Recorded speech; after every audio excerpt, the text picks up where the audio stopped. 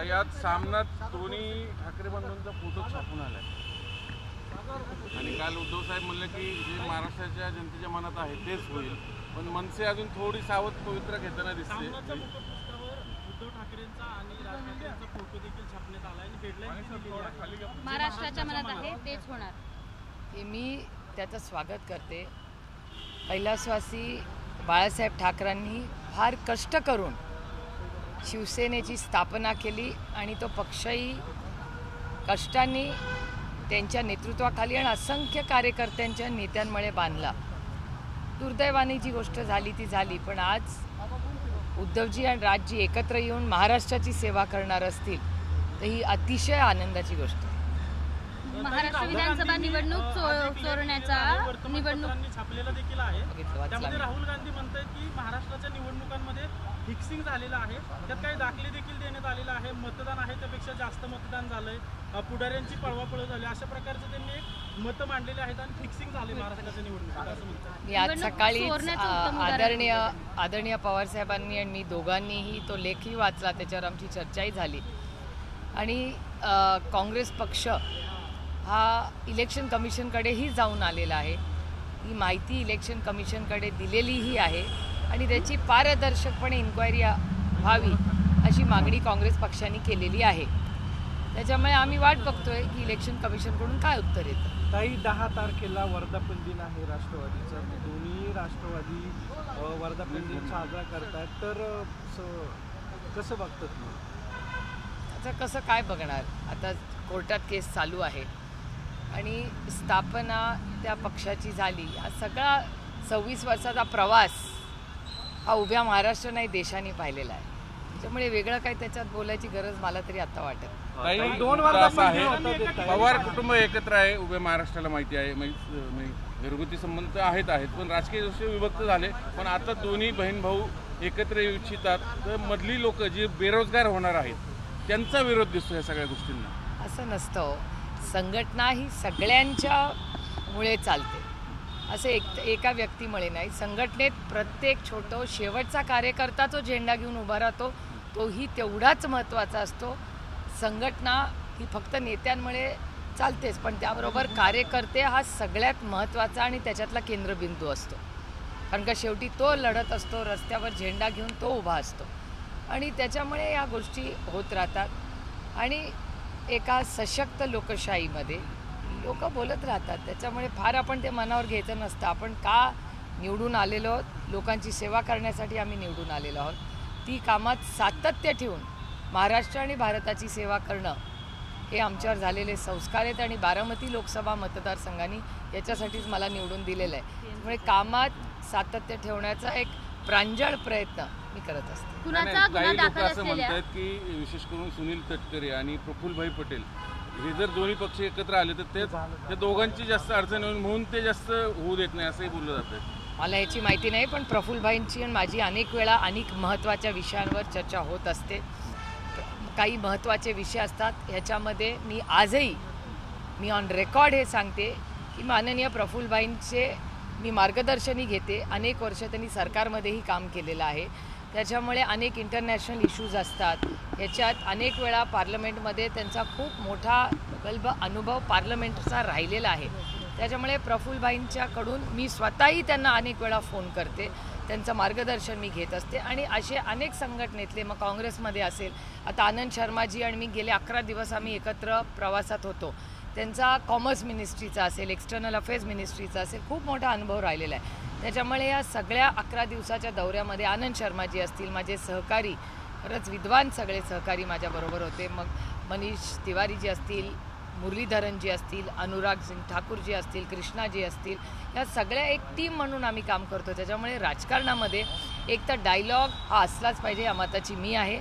आणि प्रफुल्लभाईंच्याबद्दल मी आवर्जून उल्लेख करीन की मी त्यांचं पार्लमेंटमध्ये अनेक वेळा पॉलिसीच्या बाबतीत अनेक वेळा मार्गदर्शन घेत असते. आजही तटकरेंचा माझा बऱ्याच दिवसात भेट नाही. त्यांची भेट माझी पार्लमेंटमध्ये कधीतरी होते, पण त्यांची आणि माझी बऱ्याच दिवसात कुठेच भेट आमच्याकडून कुठलाही प्रस्ताव नाही. आता त्यांनी त्यांचं विधान येते, मला सांगता येणार नाही, कारण का माझं आणि सुनील तटकरे जींचं कुठे गाठीभेटी नाही, कारण का कुठल्या कमिटीमध्ये ते आणि मी एकत्र कुठल्याच कमिटीमध्ये नाही आहोत. त्याच्यामुळे पार्लमेंट जेव्हा सुरू होईल तेव्हाच त्यांच्याशी भेट होईल. नाही, स्थानिक स्वराज्य संस्थांच्या निवडणुका 3 टप्प्यामध्ये होणार आहे. सत्ताधाऱ्यांना वेळ मिळावा म्हणून हे सगळं केलं जात आहे का? काय वाटतं तुम्हाला? आता कोर्टाने तर ऑर्डर दिलेली आहे आणि हे इलेक्शन होणं हे गरजेचं आहे, महाराष्ट्राच्यासाठी आहे, सर्वसामान्य मायबाप जनतेसाठी आहे. त्याच्यामुळे आता लवकरात लवकर ते व्हावं आणि जे कोणी येईल ते निवडून येऊन कामाला लागावं एवढीच सामान्य माणसाची अपेक्षा आहे. दादा म्हणतात की माझा चेहरा म्हणून पालिकेकडे पाहून सगळ्यांनी काम करावं असं सूचना दिल्यात. खरंच महायुती वेगळी लढल असं वाटतं का तुम्हाला? कसं कळेल आता आपल्याला, आणि तो त्यांचा अंतर्गत प्रश्न आहे ना, दुसऱ्याच्या बरं, घरात दोन्ही कशाला लक्ष राष्ट्रवादी घालायचं. तरी एकत्र असतील की नाही? बघा, एक तर आम्ही महाविकास आघाडी म्हणून लढणार सगळी इलेक्शन्स, आणि प्रत्येक जिल्हा परिषद, पंचायत समिती किंवा कॉर्पोरेशन या सगळ्यामध्ये स्थानिक लोक निर्णय घेतील, कारण का हे निर्णय आणि हे इलेक्शन कार्यकर्त्यांचं आहे. प्रत्येक पक्षाची इच्छा असते कार्यकर्त्यांना संधी मिळावी. त्याच्यामुळे कार्यकर्ते काय ठरवतील त्याप्रमाणे पुढे आम्ही सगळे एकत्र एकामेकाशी चर्चा करून मार्ग काढत जाऊ टप्प्याटप्प्यात. दादा काल एका ठिकाणी बोलताना म्हणाले की 10 तारखेला आपला वर्धापन दिन बालेवाडीत होतोय, मोठ्या संख्येने कार्यकर्त्यांनी त्या ठिकाणी हजर राहिलं पाहिजे आणि स्थानिक स्वराज्य संस्थांच्या निवडणुकासाठी जिल्हा पातळीवरच्या कार्यकर्त्यांनी तयारीत राहा, महायुतीचे नेते अडचणीत येतील अशी वक्तव्य करू नका, अशा प्रकारचं काल दादांनी मार्गदर्शन केलंय. 10 तारखेला जोरदार शक्ती प्रदर्शन त्यांच्या गटाकडून करण्यात येणार आहे. तर काय, दोन राष्ट्रवादी त्यांचा वर्धापन दिन खरंच शुभेच्छा.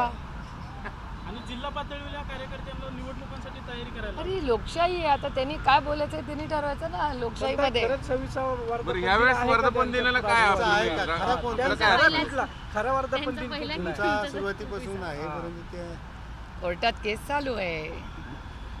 खुनाचा गुन्हा दाखल असलेल्या भाजपच्या पदाधिकाऱ्याकडनं वैद्यकीय महिला अधिकाऱ्याचा छळ होत असल्याचा प्रकार समोर आला आहे आणि फेब्रुवारीमध्ये या सगळ्या संदर्भात सगळी माहिती दिली होती. मात्र तत्कालीन जे राजेश भोसले महापालिका आयुक्त आहेत त्यांनी याच्यावर कोणतीही कारवाई केली नाही.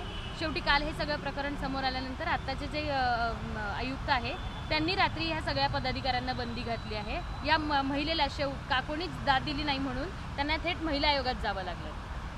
महिलांवरचे अत्याचार महाराष्ट्रामध्ये वाढत आहेत, हे धक्कादायक आहे. म्हणजे 21व्या शतकात एकीकडे आर्टिफिशियल इंटेलिजन्सची चर्चा आपण करतोय आणि एकीकडे आर्टिफिशियल इंटेलिजन्सचा एवढा सायन्स पुढे गेलेला असताना आजही महाराष्ट्रामध्ये, आणि आश्चर्य असं वाटतं की तुमच्या माझ्या पुण्यामध्ये आपल्या मुळशीमध्ये आजही हुंडाबळी होत आहेत.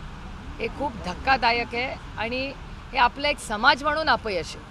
आणि मी स्वतः ठरवलं आहे की पुढच्या वर्षभरात हुंड्याच्या विरोधात एक मोठा जागर करण्याचा निर्णय मी स्वतः घेतलेला आहे. राजकारण होत राहील, पण जर या राज्यातली लेक ही सुरक्षित नसेल आणि तिला तिचे अधिकार दिलेच पाहिजेत, आणि जर कोणी हुंडा मागत असेल म्हणजे द्यायचा पण नाही आणि घ्यायचा पण नाही, हा नियम कायदा या देशात असेल आणि त्याला कोणीतरी केराची टोपली दाखवत असेल तर त्याच्या विरोधात ताकदीने लढणं गरजेचं आहे. आणि मुलींनी उभं राहायला पाहिजे आणि मुलांनीही उभं राहायला पाहिजे.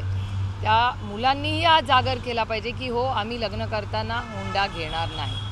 वैद्यकीय अधिकाऱ्याला त्रास दिल्याचा हा प्रकार आहे आणि खुनाचा गुन्हा दाखल आहे. हे दुर्दैव आहे की इतके दिवस त्याच्यावर ॲक्शन झाली नाही. म्हणजे जर ॲक्शन हगवण्यांच्या केसमध्ये घेतली असती तर कदाचित ती लेक आज जिवंत असती आणि तिचं 3 महिन्याचं मूल त्याला कधीच त्याची आई आठवणार नाही असा दिवस आला नसता. त्यामुळे माझी एवढीच विनंती आहे महाराष्ट्राच्या या मायबाप सरकारला की तुम्ही मायबाप सरकार आहात. जर सरकार असला तर महिलांना तुम्ही जेव्हा अन्याय होतो तेव्हा पोलीस स्टेशनला त्यांना न्याय मिळालाच पाहिजे. आणि कॉर्पोरेशनसारख्या जागेमध्ये जर त्यांना न्याय मिळत नसेल तर पदाधिकारी हा भाजपचा शहर अध्यक्ष आहे आणि त्याचं म्हणणं आहे की मी हा सगळा भ्रष्टाचार रोपण केल्यानंतर खोटे आरोप केले जात आहेत आणि आयुक्तांनी त्याला बंदी घातली पालिकेत यायला. मला असं वाटतं माननीय मुख्यमंत्र्यांनी ह्याची डिटेल इन्क्वायरी केली पाहिजे. माझी अपेक्षा आहे की महाराष्ट्राच्या माननीय मुख्यमंत्र्यांनी ह्याच्यात इंटरव्हेन्शन केलं पाहिजे आणि इंटरव्हेन्शन करून हे जे काय प्रकरण आहे हे त्याची पारदर्शकपणे इन्क्वायरी करून त्याचा रिपोर्ट जाहीर केला पाहिजे.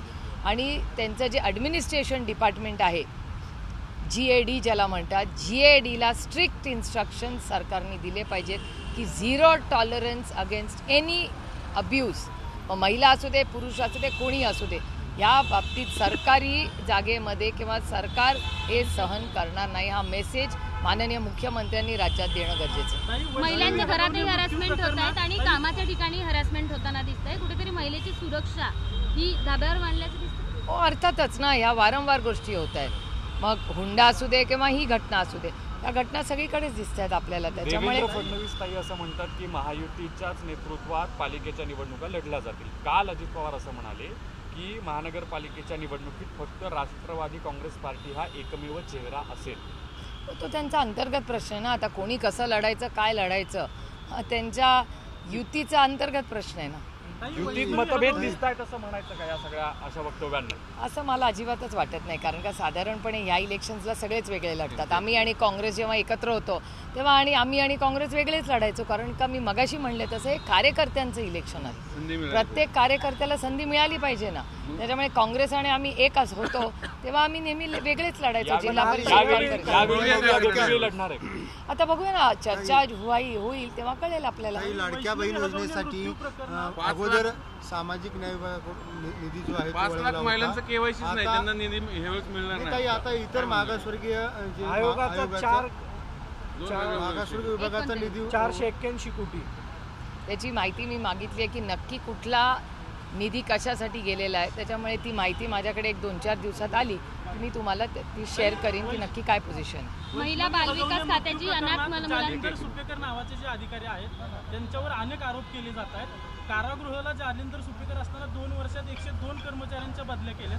तर पुण्यात अमिताभ गुप्ता आणि जालिंदर सुपेकर अधिकारी होते तेव्हा अनेक अधिकाऱ्यांच्या आणि कर्मचाऱ्यांच्या बदल्या केल्याचं रेकॉर्ड आहे आणि मोठा भ्रष्टाचार या दोघांनी केल्याचा आरोप होतोय बदल्यांमध्ये. माननीय मुख्यमंत्र्यांनी ह्याची पूर्णपणे पारदर्शकपणे इन्क्वायरी करावी. ही मीडिया ट्रायल होऊ नये, नुसती मीडिया ट्रायल होऊन थांबणार नाही. हा विषय थांबू नये अशी आमची अपेक्षा आहे. सरकारने ह्याच्यावर ॲक्शन घेऊन एक पारदर्शकपणे इन्क्वायरी करावी. महिला बालविकास खात्याची जी अनाथ मुलांसाठीची योजना आहे ती वाऱ्यावर गेल्याची दिसते, कारण लाडक्या बहिणींसाठीचा त्याच्यासाठीचा निधी वळवल्याचं बोललं जातं. ही सगळी माहिती आम्ही काढतोय सरकारकडून. आम्ही RTI ही केलेलं आहे, कारण नक्की कुठले पैसे हे बघा, हा देश संविधानाने चालतो आणि बजेटनी चालतो. कुठलाही निधी इकडे तिकडे वळवता येत नाही. त्याच्यामुळे नक्की काय झालेलं आहे, काय पद्धतीने काय निर्णय घेतलेला आहे याची एक माहिती आम्ही सरकारकडे मागितलेली आहे. 8 दिवसात ती आली की मी तुम्हाला त्याच्यावर स्टेटमेंट देते. लाडक्या बहिणींचाच विषय आहे. 5 लाख महिलांचं केवायसीच नाहीये, तर त्यांना ऑब्व्हियसली हा मिळणार नाही. मग ह्यावेळेस आम्ही इलेक्शनच्या आधी केलेली सगळी जी भाषणं आहेत ही आता तुम्ही हा डेटा म्हणून सांगताय. 6 महिन्यापूर्वीची आमची सगळी भाषणं काढून बघा, त्याच्यात हे सगळे मुद्दे होते ते आज उघडकीला येतात. वैष्णवी हागवणे मृत्यू प्रकरण घडल्यानंतर जे शस्त्र परवान्याचं जे आहे ते विषय समोर आलेला आहे. अमिताभ गुप्ता ज्यावेळेस पुणे पोलीस आयुक्त होते तेव्हा अनेक लोकांना शस्त्र परवाने दिले गेलेले आहेत.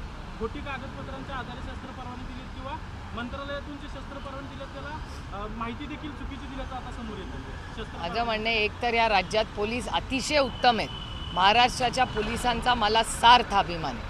जर महाराष्ट्राचे पोलीस उत्तम काम करतायत तर शस्त्राचे परवाने लागतात कशाला, शस्त्र लागतंच कशाला, या विचाराचा हे माझं वैयक्तिक मत आहे की शस्त्र का ठेवायची काहीही गरज नाही.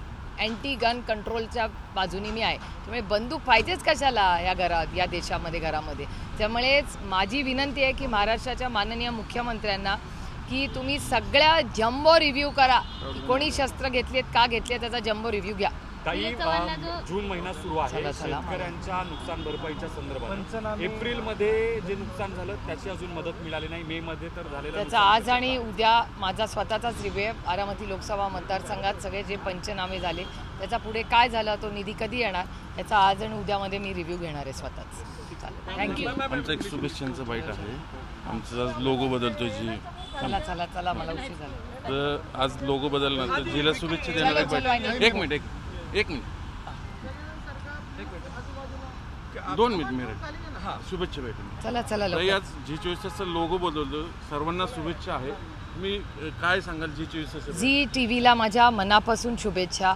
अनेक वर्ष पारदर्शकपणे लोकांना माहिती देणं, कोविडच्या काळात असेल किंवा कुठेही अडचण आली, पाऊस पडू दे किंवा कुठलीही अडचण, ॲक्सिडेंट होतो, कितीही परिस्थिती असली तरी त्या परिस्थितीवर मात करून तिकडे जाऊन पारदर्शकपणे रिपोर्टिंग तुम्ही जे करता त्याच्या तुमच्या सगळ्या कॅमेरामॅन आणि तुमच्या रिपोर्टर्सला आणि तुमच्या सगळ्या एडिटर्सला माझ्या खूप खूप शुभेच्छा.